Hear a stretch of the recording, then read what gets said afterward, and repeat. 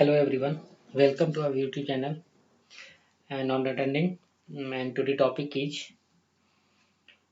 Passive components.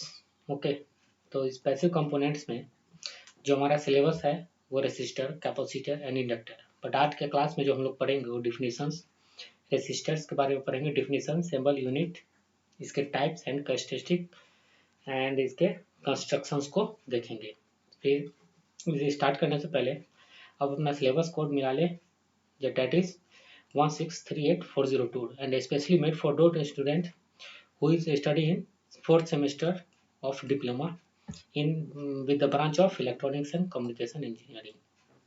Okay, तो let's start करते हैं आज के टॉपिक को हम लोग।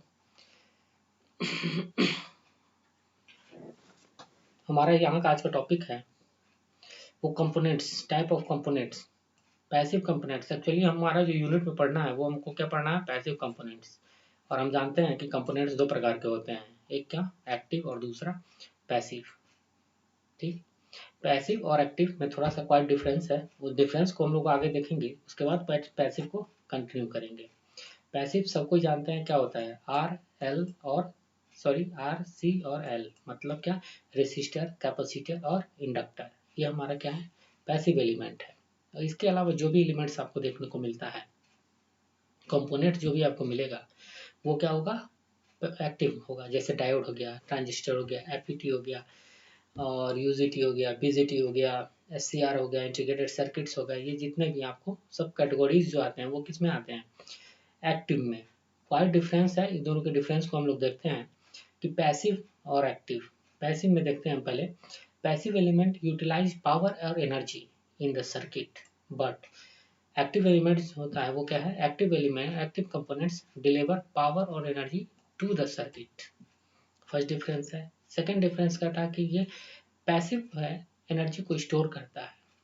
लेकिन ध्यान रखना, रेजिस्टर कोई भी एनर्जी को स्टोर नहीं करता है, नहीं वोल्टेज के फॉर्म में और नहीं करंट के फॉर्म में, समझिए। तो कैपेसिटर और इंडक्टर यही जो हमारा है, दो जो है वो एनर्जी को स्टोर करता है, कैपेसिटर और इंडक्टर।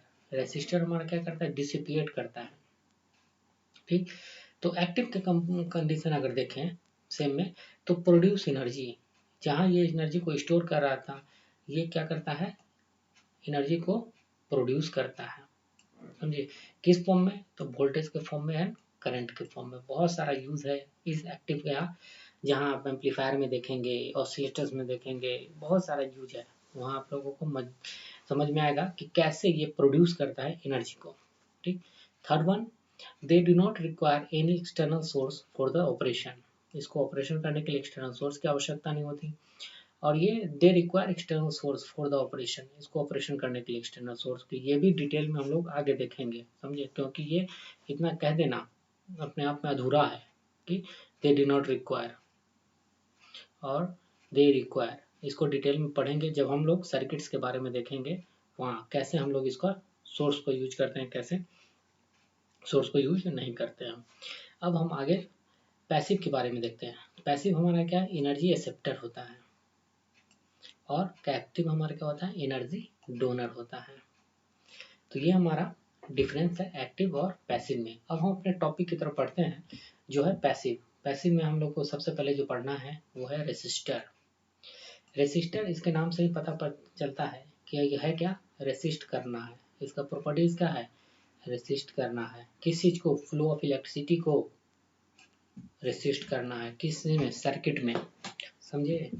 फ्लो ऑफ इलेक्ट्रिसिटी मतलब कि करंट को हम लोग क्या करते हैं, रेसिस्ट करते हैं, इसीलिए रेसिस्टर कहा गया है। और रेसिस्टेंस क्या होता है, रेसिस्टेंस जो है उस मटेरियल का प्रॉपर्टीज है जिससे रेसिस्टर को बनाया जाता है, समझे। जो फ्लो ऑफ रेसिस्टेंस को अपोज करता है, समझना इस बात को। रेसिस्टेंस उस मटेरियल का प्रॉपर्टीज है जिससे रेसिस्टेंस को बनाया जाता है और जिसके कारण वो क्या करता है, फ्लो ऑफ इलेक्ट्रिसिटी को रेसिस्ट करता है। इसको ओम्स लॉ ने दिया था, इसीलिए यूनिट इनका ओम होता है। ठीक, इसको किलो में भी लिख सकते हैं और मेगा ओम में भी लिख सकते हैं। सिंबल की बात करिए तो ये छोटा सा सिंबल है, सबको जानता है बचपन से ही कि ये रेसिस्टेंस है, और यहाँ लिखा रहता है 2 टर्मिनल्स होते हैं इसके, समझे। अब टाइप ऑफ रेसिस्टर की बात करते हैं, ठीक। तो there are 2 type of resistor. हमारा एक क्या होता है फिक्स रेसिस्टर, दूसरा क्या होता है वेरिएबल रेसिस्टर। फिक्स रेसिस्टर क्या है, जिसको मैन्युफैक्चर करते समय जिसके वैल्यू को हम लोग इनबिल्ट कर दिए, उसको हम लोग करते हैं फिक्स रेसिस्टर। मतलब जिस समय हम फैब्रिकेट कर रहे थे इंडस्ट्रीज में, उसी टाइम में इसके वैल्यू को हम लोग पुट आउट कर दिए, और वो जो वैल्यू हमारा आया फिक्स्ड है। लेकिन वेरिएबल क्या होता है, वेरिएबल इसको तुम अपने रिक्वायरमेंट्स के अकॉर्डिंग इंक्रीज कर सकते हो और डिक्रीज कर सकते हो। अगर छोटा सा एग्जांपल लेते हैं, तो तुम्हारे घर में टीवी होगा, टीवी में जो वॉल्यूम कंट्रोलर है, अभी तो जो टीवी यूज करते होगे वो टीवी क्या होगा, रिमोट सेंसिंग होगा। लेकिन पहले जो टीवी आता था जिसमें वॉल्यूम कंट्रोल करने के लिए आता था, वो क्या था, एक प्रकार का वेरिएबल रेसिस्टर। दूसरा अगर एग्जांपल देखें, तो रेडियो में वॉल्यूम ट्यून करते हो, तो वो जो वॉल्यूम ट्यून कम करते हो वो क्या होता है, वेरिएबल रेसिस्टर। तीसरा अगर एग्जांपल हम लोग देखें, तो फैन यूज करते हो, फैन यूज करते हो तो जो रेगुलेटर तुम है जिससे तुम फैन का स्पीड कंट्रोल करते हो, हाँ, 3 पे 4 पे 1 पे 2 पे 3 पे 4 पे और 5 पे, ये भी हमारा क्या है, एक प्रकार का वेरिएबल रेसिस्टर ही होता है, समझे। तो अब इस वेरिएबल रेसिस्टर को कभी कभी पोटेंशियोमीटर कहते हैं, बहुत जगह तुमको पोटेंशियोमीटर लिखा होगा, जिसको शॉर्ट फॉर्म में क्या कहते हैं, पॉट कहते हैं। तो ये हमारा वेरिएबल रेसिस्टर है, ठीक। इसका जो सिंबल होता है, ये हमारा सिंपल सा सिंबल, ये रेसिस्टेंस, इसको एक एरो से डिनोट कर देते हैं, समझे। ये एक्चुअली है क्या एरो, ये हमारा इसका 3 टर्मिनल होता है, एक टर्मिनल ये, एक टर्मिनल ये, और एक तीसरा टर्मिनल, जो कि स्लाइडिंग की तरह काम करता है, स्लाइडर की तरह। स्लाइडर को काम जानते हो ना, अप एंड डाउन करना, टू एंड फ्रो, आगे पीछे, अप एंड डाउन, कैसे भी, मतलब उसके वैल्यू को हम स्लाइड कर सकते हैं, समझे। इसीलिए वेरिएबल रेसिस्टर में 3 टर्मिनल होते हैं, ठीक। अब हम लोग टाइप ऑफ रेसिस्टर की तरफ बढ़ते हैं, फिक्स रेसिस्टर की तरफ बढ़ते हैं, ठीक। तो टाइप्स बहुत सारे होते हैं, यहाँ तुम लोगों को 1-2 पढ़ लो। यहाँ कुछ टाइप्स हम बता दिए हैं, जैसे कि carbon composition type, carbon film type, carbon metal oxide film resistor, metal film resistor, wire mount resistor, surface mount resistor, light dependent LDR जिसको भी कहते हैं, और फोटो रेसिस्टर भी इसको कहते हैं, ठीक। तो ये हमारा क्या है, टाइप ऑफ फिक्स रेसिस्टर होता है। अब हम लोग देखते हैं टॉपिक कंस्ट्रक्शन के बारे में। कंस्ट्रक्शन, किसी भी रेसिस्टेंस को बनाने के लिए जो हम लोग प्रोसेस को यूज करते हैं, समझे। जैसे कि यहाँ जो हम कार्बन कंपोजिशन रेसिस्टर लिए हैं, इसको कंस्ट्रक्ट करना है, तो इसको प्रोसेस क्या है, इस चीज को हम लोग समझते हैं। देखो पहले समझो कि कार्बन कंपोजिशन, तो इसमें मेन कंपोनेंट्स हमारा क्या है, कार्बन। किसके कंपोजिशन से बनाना है, कार्बन के मेन कंपोनेंट से बनाना है। कार्बन को हम लोग पाउडर्ड के फॉर्म में यूज करते हैं, पाउडर्ड एकदम महीन पाउडर, फाइनली ग्राउंड जिसको कहते हैं, ठीक। और इसके साथ हम लोग इंसुलेटिंग मटेरियल यूज करते हैं, सेरामिक का और रेजिन का, समझे। ये 2, सेरामिक और रेजिन, मतलब 3 चीज हो गया हमारे पास, क्या, एक कार्बन हो गया, दूसरा सेरामिक और तीसरा रेजिन। ये जो हमारा है most important 3 party components, 3 components का है, हाँ, कंपोनेंट्स नहीं, पार्टिकल का है, जिसके किससे हेल्प से हम लोग क्या करते हैं, कार्बन को कंस्ट्रक्ट करते हैं, कार्बन कंपोजिशन रेसिस्टर को कंस्ट्रक्ट करते हैं, ठीक। इस तीनों को आपस में क्या करते हैं मिलाते हैं, मिलाने के बाद इसको क्या करते हैं, एक टैबलेट की तरह बनाते हैं। जो रेसिस्टेंस आप देखे हो ना, उस रेसिस्टेंस को उस साइज के टैबलेट की तरह बनाते हैं, ठीक। उसमें उसके बाद हम लोग क्या करते हैं, लीड लगाते हैं। लीड जो हमारा होता है टिन्ड कॉपर, मतलब टीन और कॉपर का बना होता है, इसीलिए हम लोग टीन कॉपर करते हैं। ये याद रखना, ये इस टर्मिनल तक ही रहता है और ये इस टर्मिनल तक, मतलब जो लीड, ये जो हमारा कॉपर होता है, टीन कॉपर होता है, वो इंटरनली कनेक्ट नहीं होता है। इंटरनली हमारा ये क्या है, सेमीकंडक्टर है। इंटरनली जो हम लोग यूज कर रहे हैं, कार्बन, सिरेमिक और रेजिन का, समझे। अब इसको क्या करते हैं, 1000 डिग्री सेंटीग्रेड पे बेक्ड करते हैं। इस रेसिस्टेंस को 1000 डिग्री सेंटीग्रेड पे बेक्ड करने के बाद ये हमारा क्या होता है, बन करके तैयार होता है। उसके बाद इसके ऊपर हम लोग कलर कोटिंग करते हैं, समझे। कलर कोडिंग करते हैं इसके वैल्यू को रीड आउट करने के लिए।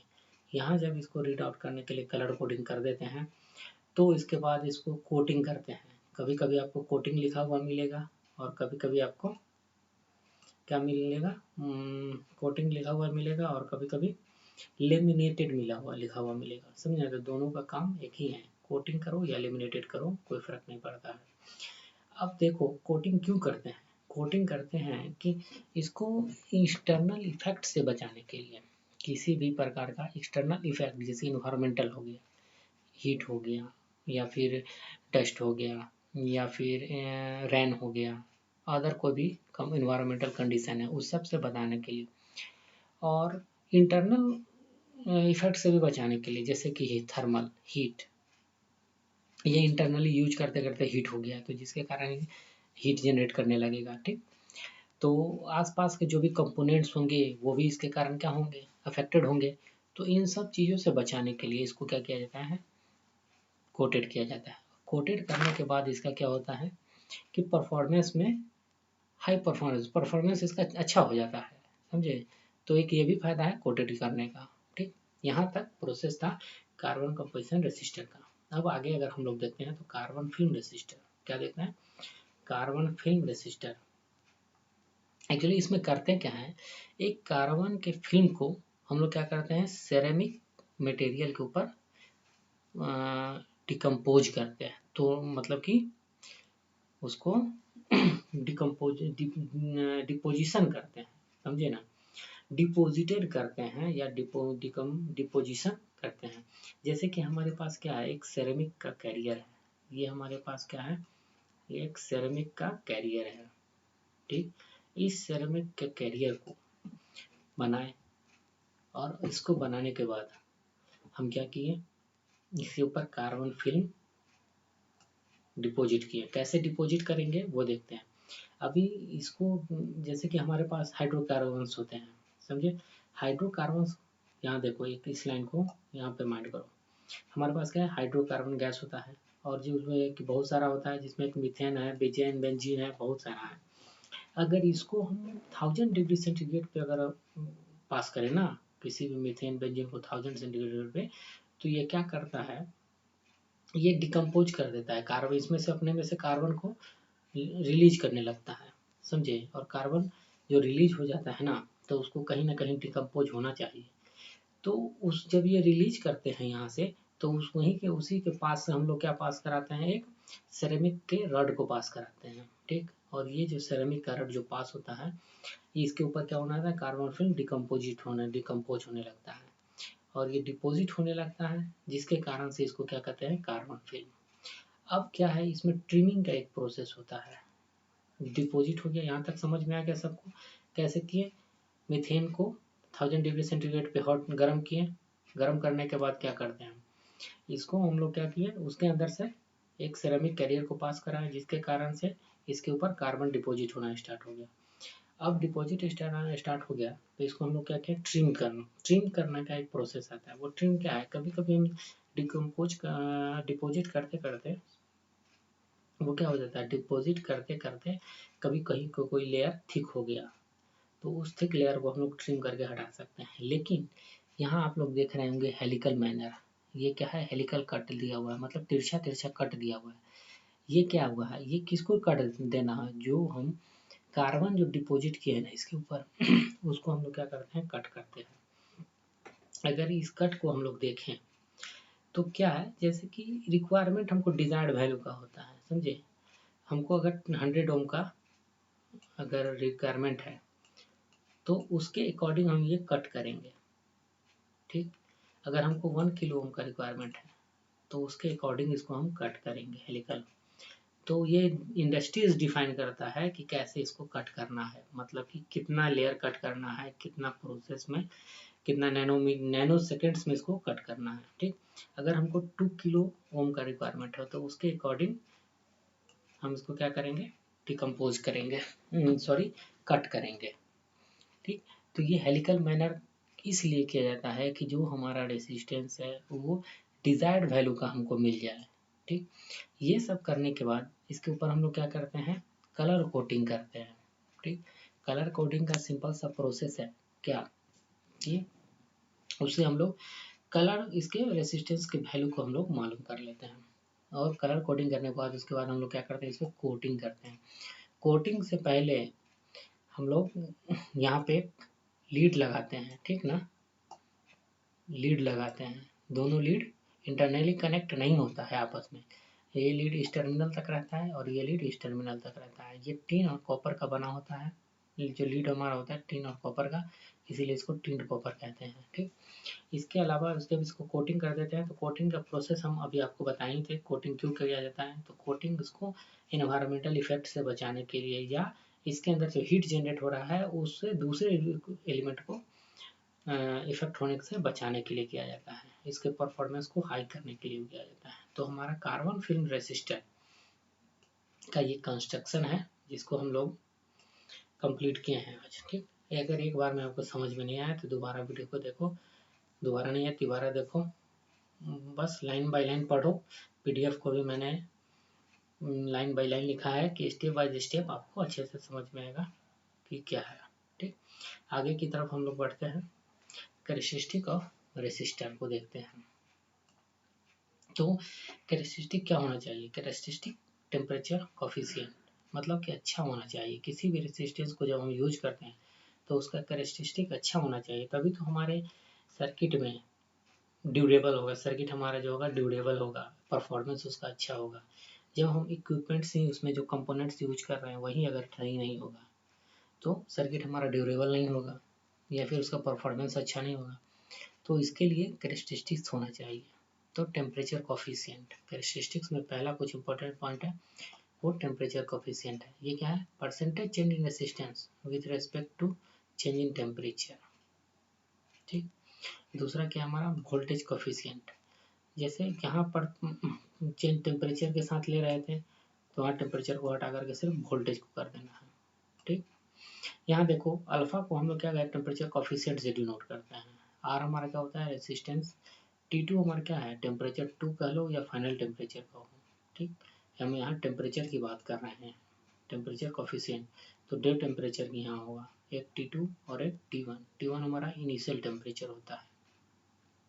ठीक, फार्मूला देखो, याद करो, बहुत सारा एग्जाम में फार्मूला बेस्ड क्वेश्चन भी पूछेगा तुम लोगों को, ऑब्जेक्टिव बेस्ड क्वेश्चन भी पूछ सकता है, या फिर इस फार्मूला को डायरेक्ट दे देगा और बोलेगा कि बताओ कि टेम्परेचर कोफिशिएंट ऑब्जेक्टिव में, कि टेम्परेचर कोफिशिएंट ऑफ क्या होगा रेसिस्टर का, तो तुमको ये फार्मूला उसमें मार्क आउट करना पड़ेगा। ओके, अब देखो वोल्टेज कोफिशिएंट, यहाँ क्या है, जब वोल्टेज कोफिशिएंट है तो भी वोल्टेज दो होगा, एक इनिशियल वोल्टेज होगा और एक फाइनल वोल्टेज होगा। तो इस फार्मूला को भी आप लोग देखो, V और यहाँ क्या स्मॉल c है जिसको डिनोट करते हैं वोल्टेज कोफिशिएंट से। अब हमारा क्या है, हाई फ्रिक्वेंसी कैरेक्टरिस्टिक्स। तीसरा क्या है, हाई फ्रिक्वेंसी कैरेक्टरिस्टिक। अब है क्या ये, जैसे कि अगर हम कोई इंस्ट्रूमेंट यूज किए, सॉरी कंपोनेंट्स को यूज किए, रेसिस्टर को ही यूज कर रहे हैं, जब उसमें से फ्लो ऑफ करंट करवाए तो इसमें हमारे पास क्या होगा, कैपेसिटिव हो भी सकता है, नेचर भी हो इंक्रीज आ सकता है उसके अंदर, और इंडक्टिव नेचर भी आ सकता है उसके अंदर, समझे। तो अगर जब हम लो करंट को पास करवाते हैं तो लो फ्रिक्वेंसी होगा तो उसके पर कोई प्रॉब्लम नहीं है, चलो एलिमिनेट हो सकता है। लेकिन जब हाई फ्रिक्वेंसी को पास, जब हाई करंट को पर यूज कर रहा है तो उस समय हो सकता है कि हमारा जो फ्रिक्वेंसी है जो वो क्या हो सकता है, प्रॉब्लम क्रिएट कर सकता है। जो हमारा हाई करंट है वो हमारा क्या होगा, प्रॉब्लम क्रिएट कर सकता है। तो ये क्रिएट नहीं होना चाहिए, इससे हमारा क्या है, इंस्ट्रूमेंट पे इफेक्ट पड़ता है। कोई भी डिजिटल इंस्ट्रूमेंट है, इलेक्ट्रॉनिक्स में जो भी हम यूज करते हैं उसमें क्या फ़र्क पड़ेगा, तो ये कम होना चाहिए। ठीक, जैसे कि अगर हर एक इंस्ट्रूमेंट यहाँ हम लोग देख रहे हैं फार्मूला में R A C equal to R D C, मतलब आर ए सी क्या है, रेसिस्टेंस एट अल्टरनेटिंग करेंट, मतलब एसी करंट, और resistance at DC current, direct current, जैसे कि हम कोई इंस्ट्रूमेंट यूज करते हैं, कंपोनेंट यूज कर रहे हैं रेसिस्टेंस, उसको एसी पे भी यूज कर सकते हैं और उसको डीसी पे भी यूज कर सकते हैं। तो एसी के लिए उसका कैरेक्टरिस्टिक कुछ अलग हो जाता है और डीसी के लिए उसका कैरेक्टरिस्टिक कुछ अलग हो जाता है। तो यहाँ फ्रिक्वेंसी कैरेक्टरिस्टिक में भी यही हो सकता है, समझे, कि जो हम एसी का जो कंपोनेंट है उसको डीसी पे यूज कर रहे हैं या डीसी का कंपोनेंट है उसको एसी पे यूज कर रहे हैं, ठीक। तो इस कारण सर्किट में इंटरनली कनेक्ट होता है। सर्किट में कभी हम कहीं पे हम लोग डीसी का यूज कर लेते हैं, कहीं पे हम लोग एसी का यूज कर लेते हैं। तो ये है, ठीक। तो ये फार्मूला इसका होता है R A C equal to R D C. F हमारा क्या होता है फ्रिक्वेंसी, और डी हमारा क्या होता है, डी हमारा होता है एफ हम डी हमारा सॉरी डायमीटर होता है इसमें, ध्यान मिसमाइंड कर रहा हूँ मैं, देख करके मैं नीचे कमेंट्स में लिख दूंगा। और एफ हमारा सम फैक्टर होता है, ये हमारा रो हमारा क्या होता है रेसिस्टिविटी होती है, ओके। इसको हम देख लेंगे फिर हम बताएंगे आपको, नीचे कमेंट्स में आपको हम मेंशन कर देंगे। देखिए दिस फिनोमेना और नॉइज, नेक्स्ट वन हमारा क्या है नॉइज। नॉइज क्या होता है हमारा कि जैसे कि जो कोई हम कंपोनेंट्स यूज कर रहे हैं, एसी के लिए हमारे पास अलग होता है, डीसी के अगर उसी का एक सी और डीसी के लिए हमारे पास अलग होता है। अगर किसी इंस्ट्रूमेंट को हम लोग अगर इसे रेसिस्टेंस को अगर हम लोग एसी पे भी यूज कर रहे हैं और रेसिस्टेंस को हम लोग डीसी पे भी यूज कर रहे हैं, अगर हम एसी पे भी यूज कर रहे हैं और यहाँ डीसी पे भी यूज कर रहे हैं, तो इट में भी कि वहाँ फ्लक्चुएशन होगा, किसमें एसी वोल्टेज में स्मॉल फ्लक्चुएशन होगा, और यह स्मॉल फ्लक्चुएशन के कारण वो क्या होगा नॉइज जनरेट होगा, समझे। और ये जो नॉइज होता है मतलब डिपेंड करता है बहुत सारे फैक्टर्स पे, जिसमें इम्पोर्टेंस फैक्टर जो मटेरियल रेसिस्टेंस को बनाने के लिए हम यूज करते हैं उस पर, उसको क्या वोल्टेज दे रहे हैं उस पर, उसका फिजिकल डायमेंशन क्या है उस पर, ठीक। और किसी भी सर्किट में या फिर से कंपोनेंट्स में जो नॉइज होता है वो तीन प्रकार से हो सकता है, मेनली तीन प्रकार से, ऐसे नॉइज तो बहुत है लेकिन मेनली तीन प्रकार से हो जाएगा। वो थर्मल, ठीक, हीट के कारण हो जाता है, कांटेक्ट के कारण हो जाता है, मिसमैच कांटेक्ट अगर हम कर रहे हैं, कॉम्बिनेशन सही नहीं लगाए हैं या फिर लगाए हैं कॉम्बिनेशन उसको सोल्डिंग अच्छे से नहीं किए हैं तो उसके कारण कांटेक्ट नॉइज आ जाता है, फिर शॉर्ट नॉइज के कारण। ये सब हमारे पास क्या है नॉइज का मेन टाइप्स है, ठीक। अब हम लोग देखते हैं पावर रेटिंग। पावर रेटिंग में हम लोग क्या देखे थे कि जो भी रेसिस्टर होता है उसका एक टेम्परेचर लिमिट होता है, और वो टेम्परेचर लिमिट इसलिए होता है क्योंकि उसका मटेरियल और साइज पे डिपेंड करता है, ठीक। जितने भी इंस्ट्रूमेंट हैं उसको हम लोग यूज करते हैं, मैक्सिमम उसका लिमिट होता है कि हम उससे ज़्यादा वोल्टेज पे उसको यूज नहीं कर सकते हैं। तो उसके लिए हम लोग क्या देते हैं पावर रेटिंग। घर में अगर हम 100 वाट का बल्ब लाए, उसको अगर 220 वोल्टेज के जगह पे 440 वोल्ट पे अगर यूज कर रहे हैं तो वो क्या होगा फ्यूज कर जाएगा। उसी तरह किसी भी रेसिस्टर का पावर रेटिंग होना जरूरी है, समझे। और ये पावर रेटिंग जो होता है हमारा रेंज कितना है इसका 1/16 वाट से लेकर के 300 वाट तक, समझे। इसको पावर है तो इसीलिए इसको एक्सप्रेस करते हैं किस चीज में वाट में। अब हम लोग आते हैं टॉलरेंस पे, ठीक। टॉलरेंस हमारा क्या है, टॉलरेंस जो होता है उसकी सहन शक्ति है, जो हम रेसिस्टेंस यूज कर रहे हैं उसको मैक्सिमम और मिनिमम कितने रेंज तक हम उसको यूज कर सकते हैं, जो कि डिपेंड करता है उसके मटेरियल पे, और हर एक मटेरियल का अलग अलग टॉलरेंस होता है, समझे। तो आप देखते होंगे रेसिस्टेंस का जो जनरली हम लोग देखते हैं कि 5% टॉलरेंसी दिखाता है, 10% टॉलरेंसी दिखाता है या 20% टॉलरेंसी दिखा सकता है। ये जरूरी नहीं है कि ओनली यही तीन टॉलरेंसी रेंज होगा, हो सकता है कि आपके पास 1% का टॉलरेंसी रेंज भी आ सकता है, 2% का भी टॉलरेंसी का कोई मटेरियल होगा तो उससे अगर बना होगा रेसिस्टेंस तो उसका टॉलरेंसी 2% होगा। तो किसी के मैक्सिमम वैल्यू और मिनिमम वैल्यू, ठीक, को रिप्रेजेंट करता है कि एक मटेरियल का मैक्सिमम वैल्यू और मिनिमम वैल्यू जिससे वो टॉलरेट कर सके। ठीक, आज तक का वीडियो में हम लोग यहीं तक रहेंगे। नेक्स्ट वीडियो में जब हम लोग आएंगे तो थर्मिस्टर को पढ़ेंगे, वो पार्ट 2 हमारा होगा। ठीक, अभी तक जो हम लोग ने देखा वो पार्ट 1, तो नेक्स्ट वीडियो में हम लोग पार्ट 2 देखेंगे और वहीं से थर्मिस्टर को कैरी ऑन करेंगे। ओके, आप अगर चैनल को लाइक नहीं किए हैं तो लाइक करें, सब्सक्राइब नहीं किया है तो सब्सक्राइब करें, शेयर करें अपने फ्रेंड्स के, और क्लासमेट से, बैचमेट से उनको दें, उनको बताएं, अपने जूनियर्स को बताएं कि आपको अकॉर्डिंग टू देयर सिलेबस आपको वीडियो को समझा करके बनाया गया है। यूट्यूब पे आप आए, नॉन अटेंडिंग लाइक करें। Okay, thank you welcome very much.